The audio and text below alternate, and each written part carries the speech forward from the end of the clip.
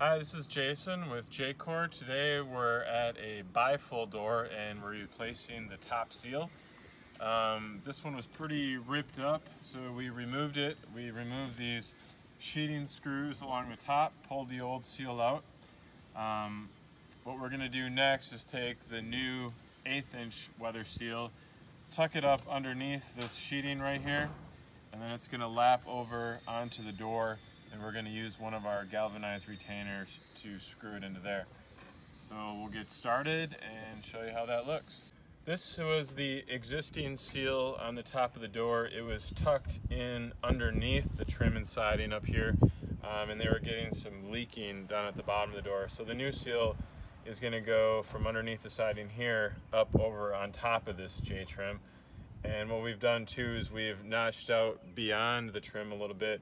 We're going to tuck the seal under there so the water can come off and push off to the side of the door instead of right to the very end. Working from one side, tuck the weather seal in the siding above so it hangs just below the J trim at the top of the door. Use the sheeting screws to securely hold the seal in place. So we've added the double-sided tape to the piece of J trim at the top. We're going to peel that off and then stick the rubber to the edge of the J trim and then come back with our retainers and screw it in.